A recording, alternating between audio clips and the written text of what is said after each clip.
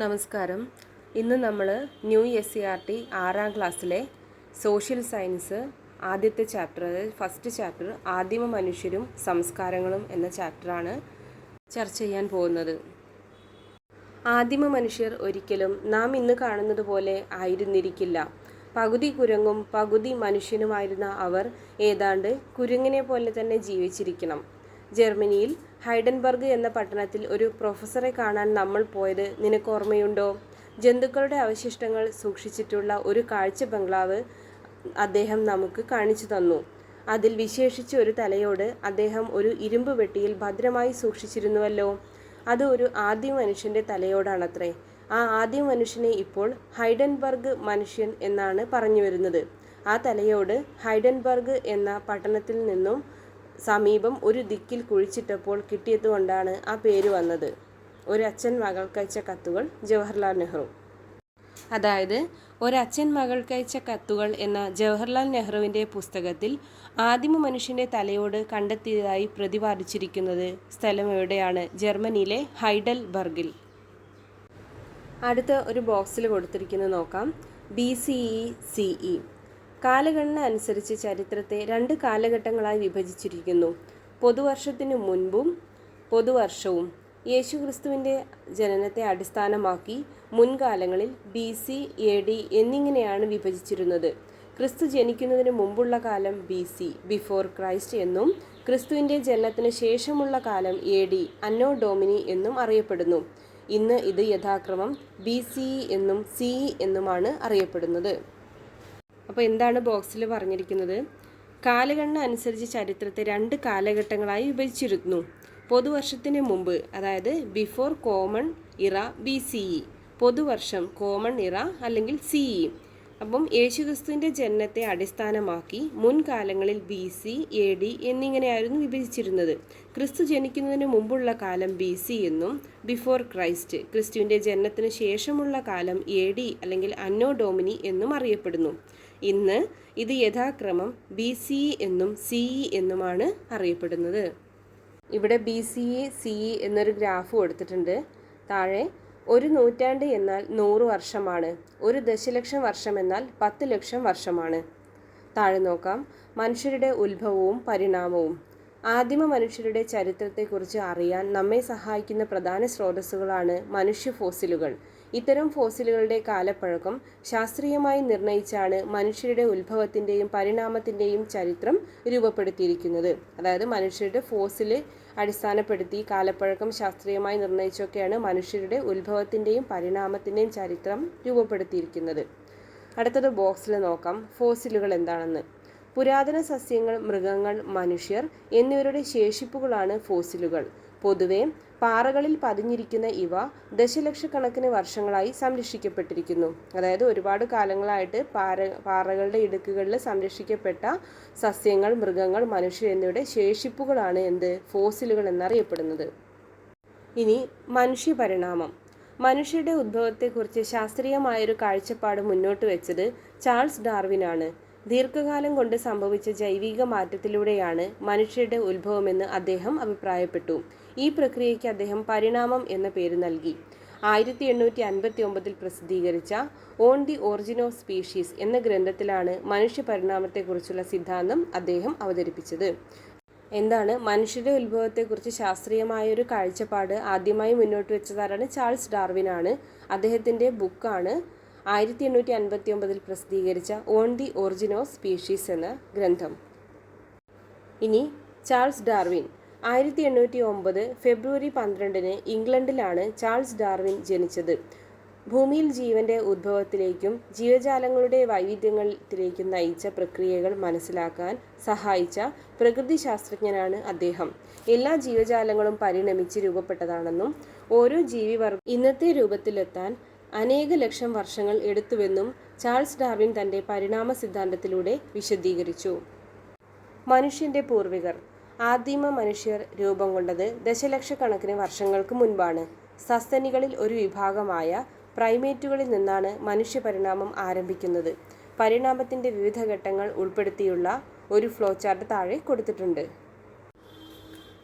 Flowchart നോക്കാം. മനുഷ്യപരിണാമത്തിൻ്റെ വിവിധ ഘട്ടങ്ങൾ. ആദ്യം പ്രൈമേറ്റുകൾ. ഇവ സസ്തനികൾ ഒരു വിഭാഗമായിരുന്നു. അടുത്തത് ഹോമിനോയിഡുകൾ. 4 കാലിൽ ഇവയ്ക്ക് നടക്കാൻ കഴിയുമായിരുന്നു. അടുത്തത് ഹോമിനിഡുകൾ. ഈ ഹോമിനിഡുകളുടെ പ്രത്യേകത, ഇവ ഇരുകാലിലായിരുന്നു നടത്തം. ഈ ഹോമിനിഡുകളെ രണ്ടായി തിരിച്ചു. ആസ്ട്രലോപിത്തിക്കസ് അടുത്തത് ഹോമോ. ഇതിൽ ഹോമോ എന്ന വിഭാഗത്തെ വീണ്ടും 3ആയിട്ട് തിരിച്ചിട്ടുണ്ട്. Homo habilis, homo erectus, homo sapiens. Homo habilis എന്താണ്? ഉപകരണ നിർമ്മാതാക്കളായിരുന്നു. ഹോമോ ഇറക്റ്റസ് നിവർന്നു നിൽക്കുന്ന മനുഷ്യരായിരുന്നു. ഹോമോ സാപ്പിയൻസ് ബുദ്ധിയുള്ള മനുഷ്യരായിരുന്നു. അപ്പോൾ പ്രൈമേറ്റുകളിൽ നിന്ന് ഹോമോ സാപ്പിയൻസിലേക്കുള്ള പരിണാമത്തിൻ്റെ ഘട്ടങ്ങളാണ് ഇവിടെ ഫ്ലോ ചാർട്ടിൽ കൊടുത്തിരിക്കുന്നത്. മനുഷ്യവികാസത്തിൻ്റെ വിവിധ ഘട്ടങ്ങൾ. ആദിമ മനുഷ്യർ വനാന്തരങ്ങളിലാണ് വസിച്ചിരുന്നത്. കായ്കനികൾ ശേഖരിച്ചും മൃഗങ്ങളെ വേട്ടയാടി അവയുടെ മാംസം ഭക്ഷണമാക്കിയും അവർ ജീവിച്ചിരുന്നു. ചുറ്റുപാടുകളിൽ നിന്ന് ലഭിച്ച പരുക്കൻ കല്ലുകളാണ് അവർ ആയുധമാക്കിയിരുന്നത്. ശിലകൾ ആയുധമാക്കി ഉപയോഗിച്ചിരുന്നതിനാൽ ഈ കാലഘട്ടത്തെ ശിലായുഗം എന്ന് വിളിക്കുന്നു. ശിലകൾ കൊണ്ട് നിർമ്മിക്കപ്പെട്ട ആയുധങ്ങളിലും ഉപകരണങ്ങളിലും കാലക്രമത്തിലുണ്ടായ പുരോഗതിയെ അടിസ്ഥാനമാക്കി ശിലായുഗത്തെ 3 ഘട്ടങ്ങളായി തിരിക്കാം. അവയാണ് ശിലായുഗം, പ്രാചീന ശിലായുഗം, മധ്യശിലായുഗം, നവീന ശിലായുഗം. അപ്പോൾ ശിലായുഗത്തെ 3ആയി തരംതിരിച്ചിരിക്കുന്നു: പ്രാചീന ശിലായുഗം, മധ്യശിലായുഗം, നവീന ശിലായുഗം എന്നിങ്ങനെ. വിവിധ ശിലായുഗഘട്ടങ്ങളുടെ സവിശേഷതകൾ താഴെ കൊടുത്തിട്ടുണ്ട്. ആദ്യം പ്രാചീന ശിലായുഗം. ശിലായുഗത്തിലെ ആദ്യഘട്ടമായിരുന്നു ഇത്. പരുക്കൻ കല്ലുകൾ ഉപകരണങ്ങളാക്കി ശേഖരണവും വേട്ടയാടലും ഉപജീവനമാക്കി. മധ്യശിലായുഗം. സൂക്ഷ്മശിലാ ഉപകരണങ്ങൾ ഉപയോഗിച്ചു ഭക്ഷ്യയോഗ്യമായ പുല്ലിനങ്ങളും മാംസ്യവും ഭക്ഷണമാക്കി. മൃഗത്തോലും മരത്തോലും ഇലകളും വസ്ത്രങ്ങളാക്കി. അപ്പോൾ മധ്യശിലായുഗത്തിലാണ് സൂക്ഷ്മശിലാ ഉപകരണങ്ങൾ ഉപയോഗിച്ചു ഭക്ഷ്യയോഗ്യമായ പുല്ലിനങ്ങളും മത്സ്യവും ഭക്ഷണമാക്കി. മൃഗത്തോലും മരത്തോലും ഇലകളും വസ്ത്രങ്ങളാക്കി. അടുത്തത് നവീന ശിലായുഗം. കൂടുതൽ പരിഷ്കരിക്കപ്പെട്ടതും മിനുസമുള്ളതുമായ കല്ലുപകരണങ്ങൾ ഉപയോഗിച്ചു. കൃഷി ആരംഭിച്ചു. ചക്രം കണ്ടുപിടിക്കുകയും മൺപാത്ര നിർമ്മാണം ആരംഭിക്കുകയും ചെയ്തു. നവീന ശിലായുഗത്തിൽ എന്തൊക്കെയാണ് വന്നത്? കൂടുതൽ പരിഷ്കരിക്കപ്പെട്ടതും മിനുസമുള്ളതുമായ കല്ലുപകരണങ്ങൾ ഉപയോഗിച്ചു. കൃഷി ആരംഭിച്ചു. ചക്രം കണ്ടുപിടിക്കുകയും മൺപാത്ര നിർമ്മാണം ആരംഭിക്കുകയും ചെയ്തു. ഭീംബേഡ്ക. ശിലായുഗ മനുഷ്യർ അധിവസിച്ചിരുന്ന ഇന്ത്യയിലെ പ്രധാന ഗുഹാ കേന്ദ്രമാണ് മധ്യപ്രദേശിലെ ഭീംബേഡ്ക. പ്രാചീന മനുഷ്യൻ്റെ വിവിധ ജീവിത രീതികളെക്കുറിച്ച് ഇവിടുത്തെ ഗുഹാചിത്രങ്ങൾ നമ്മോട് പറയുന്നു. അവരുടെ ആശയവിനിമയത്തിൻ്റെ തെളിവുകൾ കൂടിയാണ് ഈ ഗുഹാചിത്രങ്ങൾ. ഇവിടെ ഭീംബേഡ്ക എന്നൊരു ഗുഹാകേന്ദ്രവും അതിനകത്തെ ഗുഹാചിത്രങ്ങളുമാണ് കൊടുത്തിട്ടുള്ളത്. ഇത് സ്ഥിതി ചെയ്യുന്നത് എവിടെയാണ്? മധ്യപ്രദേശിലാണ്.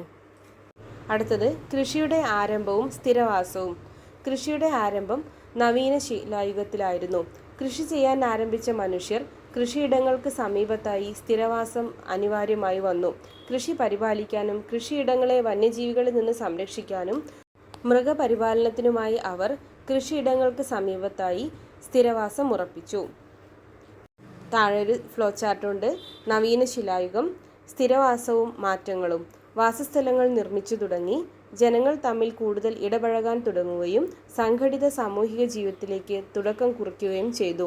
സ്ഥിരവാസ കേന്ദ്രങ്ങൾ ക്രമേണ ഗ്രാമങ്ങളായും നഗരങ്ങളായും വികാസം പ്രാപിച്ചു. ഇനി ശിലയിൽ നിന്ന് ലോഹത്തിലേക്ക്. ചെമ്പായിരുന്നു മനുഷ്യർ ആദ്യം ഉപയോഗിച്ച ലോഹം. ലോഹങ്ങൾ കൊണ്ട് ആയുധങ്ങളും ഉപകരണങ്ങളും നിർമ്മിച്ച് ഉപയോഗിച്ചിരുന്ന കാലഘട്ടത്തെ ലോഹയുഗം എന്നാണ് വിളിക്കുന്നത്. മണ്ണ് ഉഴുതുമറിക്കാനും മരങ്ങൾ മുറിക്കാനുമൊക്കെ കാഠിന്യവും ഉറപ്പും ചെമ്പിന് കുറവായതിനാൽ ചെമ്പും ഈയവും കൂട്ടിച്ചേർത്ത് കാഠിന്യവും ഉറപ്പുമുള്ള വെങ്കലം എന്ന ലോഹസങ്കരം നിർമ്മിച്ചു. വെങ്കലം കൊണ്ടുള്ള ആയുധങ്ങളും ഉപകരണങ്ങളും ഉപയോഗിച്ചിരുന്ന കാലഘട്ടം വെങ്കലയുഗം എന്നറിയപ്പെട്ടു. അപ്പോൾ എന്താണ് വെങ്കലം? ചെമ്പും ഈയും കൂട്ടിച്ചേർത്ത് കാഠിന്യവും ഉറപ്പുമുള്ള വെങ്കലം എന്ന ലോഹസങ്കരം നിർമ്മിച്ചു. വെങ്കലം കൊണ്ടുള്ള ഉപകരണങ്ങൾ ഉപയോഗിക്കാൻ ആരംഭിച്ചതോടെ മനുഷ്യജീവിതത്തിൽ കാതലായ മാറ്റമുണ്ടായി. താഴെ നോക്കാം. വെങ്കലത്തിൻ്റെ ഉപയോഗം മനുഷ്യജീവിതത്തിലുണ്ടായ മാറ്റങ്ങൾ. ആദ്യം വെങ്കലം കൊണ്ടുള്ള ഉപകരണങ്ങൾ കൃഷിയിടങ്ങൾ വ്യാപിപ്പിക്കുന്നതിന് സഹായകമായി.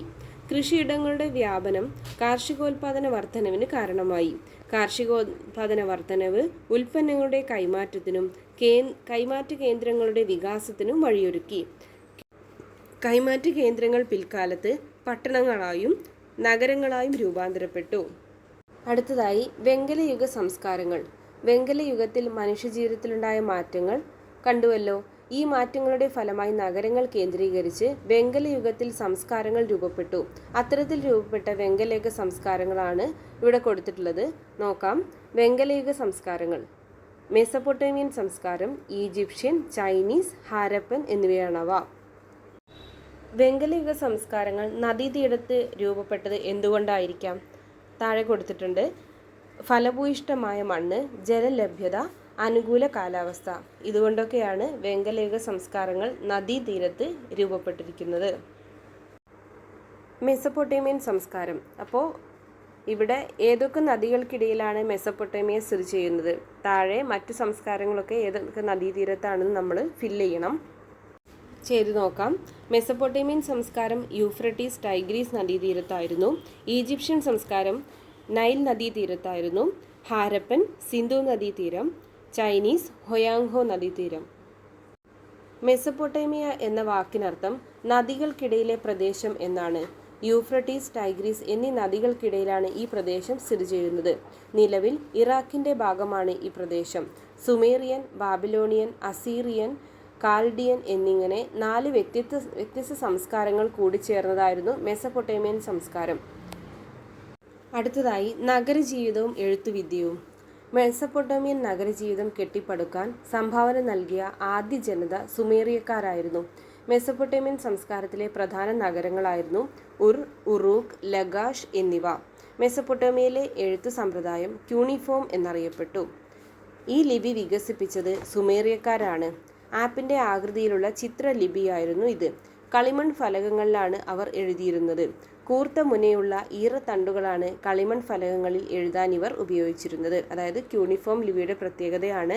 ഇത് വികസിപ്പിച്ചത് സുമേറിയക്കാരായിരുന്നു. ആപ്പിൻ്റെ ആകൃതിയിലുള്ള ചിത്രലിപിയായിരുന്നു. കളിമൺ ഫലകങ്ങളിലാണ് ഇവർ എഴുതിയിരുന്നത്.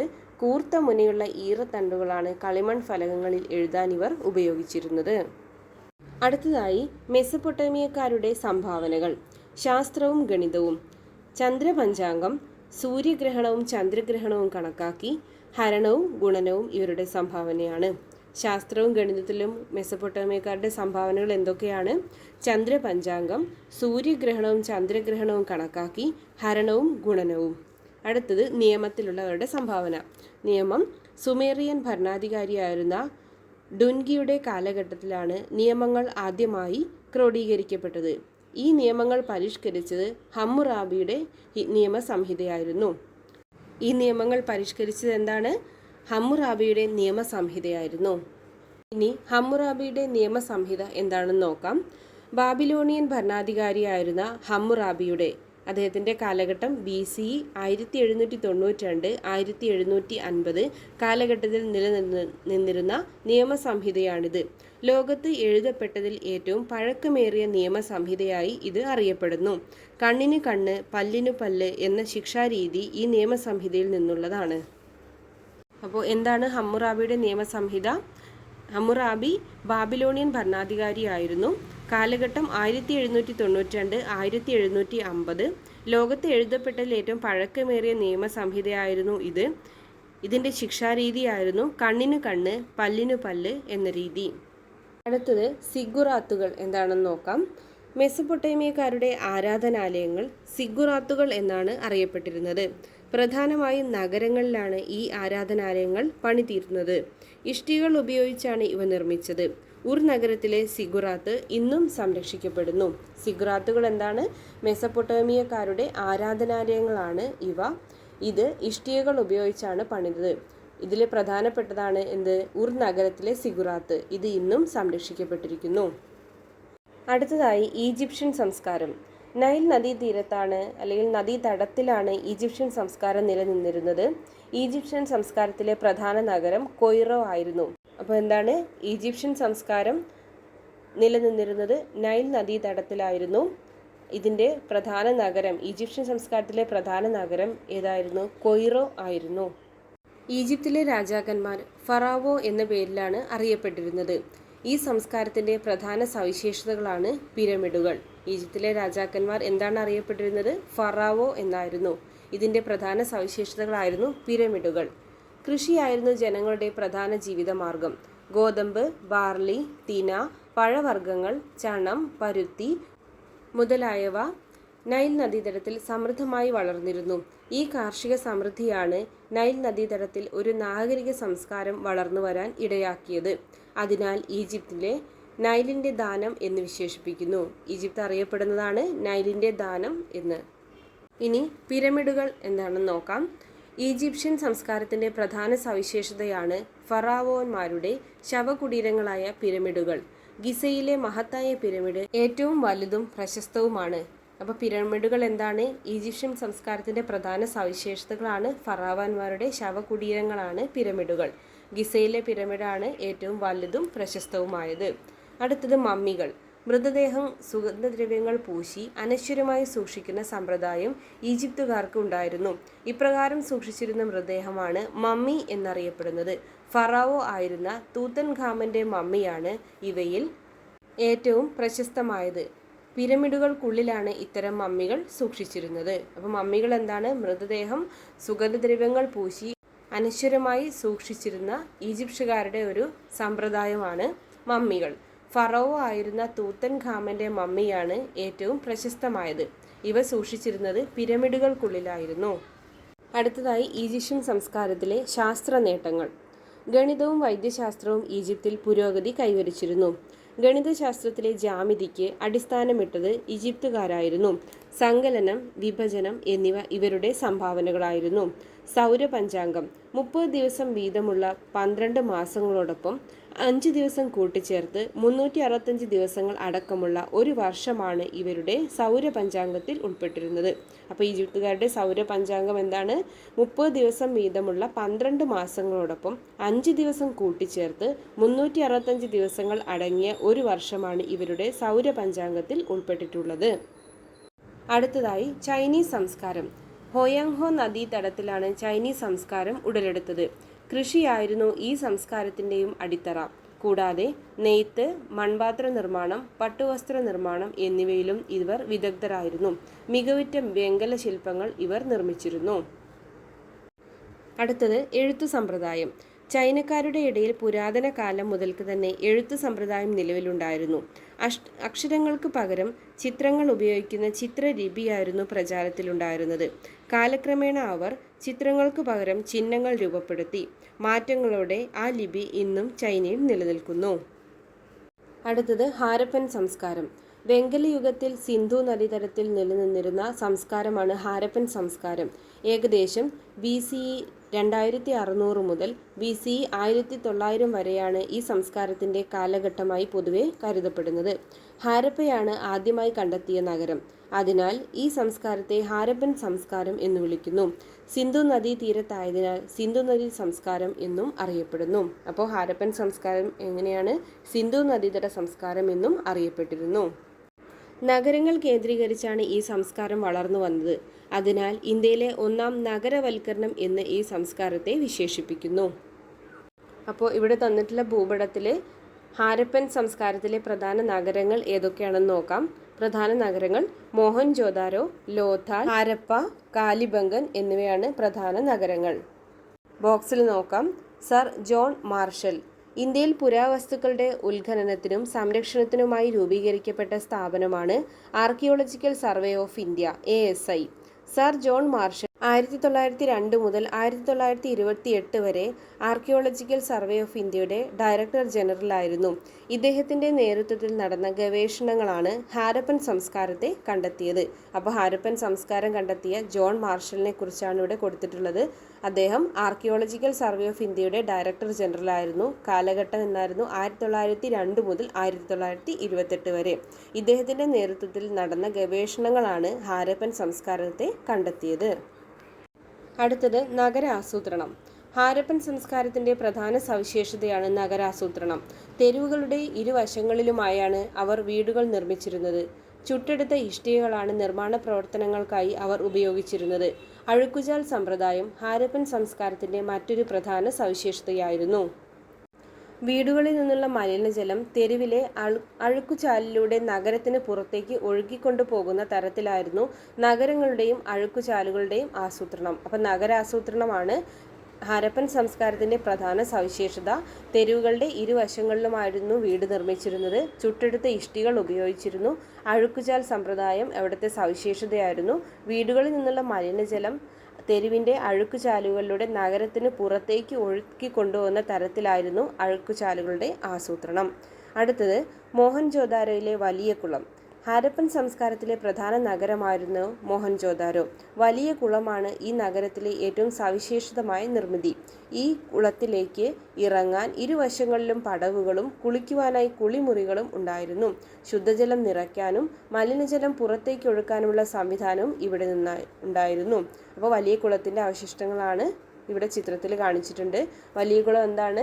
നഗരത്തിലെ ഏറ്റവും സവിശേഷമായ ഒരു നിർമ്മിതിയായിരുന്നു. ഈ കുളത്തിലേക്ക് ഇറങ്ങാൻ ഇരുവശങ്ങളിൽ പടവുകളുണ്ടായിരുന്നു. കുളിക്കാൻ കുളിമുറികളുണ്ടായിരുന്നു. ശുദ്ധജലം നിറയ്ക്കാനും മലിനജലം പുറത്തേക്ക് ഒഴുക്കാനുമുള്ള സംവിധാനം ഇവിടെ നിലനിന്നിരുന്നു. അടുത്തതായി ധാന്യപ്പുര. ഹാരപ്പൻ ജനതയുടെ പ്രധാന ഉപജീവന മാർഗം കൃഷിയായിരുന്നു. ഗുജറാത്തിലെ രംഗ്പൂർ, ലോഥാൽ എന്നിവിടങ്ങളിൽ നിന്ന് നെല്ല് കൃഷി ചെയ്തിരുന്നതിൻ്റെ തെളിവുകൾ ലഭിച്ചിട്ടുണ്ട്. ധാന്യങ്ങൾ സംഭരിക്കാനും സൂക്ഷിക്കാനുമായി ഉപയോഗിച്ചിരുന്ന പ്രധാന ചരിത്രശേഷിപ്പാണ് ധാന്യപ്പുര. ഇനി കരകൗശല വിദ്യ. ഹാരപ്പൻ ജനത കരകൗശല വിദ്യയിൽ വൈദഗ്ധ്യമുള്ളവരായിരുന്നു. അവരുടെ ചില നിർമ്മിതികളാണ് താഴെ കൊടുത്തിരിക്കുന്നത്. അപ്പോൾ ഇവിടെ ചിത്രത്തിൽ ഹാരപ്പൻ ജനതയുടെ കരകൗശല വിദ്യ നോക്കിയിട്ട് നമുക്കിത് ഫില്ല് ചെയ്യാം. അപ്പോൾ എന്തൊക്കെയാണ്? മുദ്രകൾ നിർമ്മിച്ചിട്ടുണ്ട്, പിന്നെ കളിപ്പാട്ടങ്ങൾ നിർമ്മിച്ചിട്ടുണ്ട്. വേറെ എന്തൊക്കെയാണ്? ആഭരണങ്ങളുണ്ട്, മൺപാത്രം, നർത്തകിയുടെ വെങ്കല പ്രതിമ എന്നിവയൊക്കെയാണ് പ്രധാനപ്പെട്ട നിർമ്മിതികൾ. സ്വർണവും വെള്ളിയും മുത്തുച്ചിപ്പികളും കൊണ്ടുണ്ടാക്കിയ മാലകളും വളകളും കർണാഭരണങ്ങളും ഇവർക്കിടയിൽ പ്രചാരത്തിലുണ്ടായിരുന്നു. കളിമണ്ണ് കൊണ്ടും ശിലകൾ കൊണ്ടും അവർ മുദ്രകൾ നിർമ്മിച്ചിരുന്നു. കളിപ്പാട്ടങ്ങൾ, മൺപാത്രങ്ങൾ, നർത്തകിയുടെ വെങ്കല പ്രതിമ എന്നിവയെല്ലാം ഹാരപ്പൻ ജനതയുടെ കലാവൈദഗ്ധ്യം പ്രകടമാക്കുന്നു. അടുത്തത് എഴുത്തുവിദ്യ. ഹാരപ്പൻ ജനതയ്ക്ക് അവരുടേതായ എഴുത്തുരീതി ഉണ്ടായിരുന്നു. അക്ഷരങ്ങൾക്ക് പകരം ചിഹ്നങ്ങളാണ് അവർ എഴുതാനായി ഉപയോഗിച്ചിരുന്നത്. മുദ്രകളിലാണ് അവരുടെ എഴുത്തുവിദ്യ ഏറ്റവും അധികം കാണപ്പെട്ടത്. ഹാരപ്പൻ സംസ്കാരത്തിൻ്റെ തകർച്ച. ഏകദേശം BCE 1900 ഹാരപ്പൻ നഗരങ്ങൾ തകർച്ചയെ നേരിട്ടു. ഹാരപ്പൻ സംസ്കാരത്തിൻ്റെ തകർച്ചയെ സംബന്ധിച്ച് നിരവധി അഭിപ്രായങ്ങൾ നിലനിൽക്കുന്നു. അവയിൽ ചിലത് താഴെ കൊടുത്തിരിക്കുന്നു. ഹാരപ്പൻ സംസ്കാരത്തിൻ്റെ തകർച്ച കാരണങ്ങളാണ് കാലാവസ്ഥാ വ്യതിയാനം, നിരന്തരമായി ഉണ്ടായ പ്രളയം, വനനശീകരണം, ഭൂമിയുടെ അമിതമായ ഉപയോഗം. ഇവയൊക്കെയാണ് ഹാരപ്പൻ സംസ്കാരത്തിൻ്റെ തകർച്ചയ്ക്ക് ചില കാരണങ്ങളായി പറയപ്പെടുന്നത്.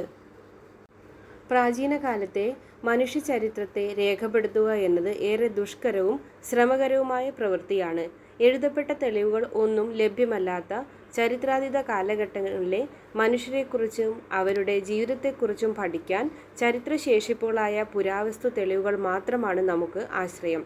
ഇത്തരം തെളിവുകൾ വിശകലനം ചെയ്താണ് ചരിത്രകാരന്മാർ മനുഷ്യരുടെ ഉൽപ്പത്തി മുതലുള്ള ചരിത്രം രേഖപ്പെടുത്തിയിരിക്കുന്നത്.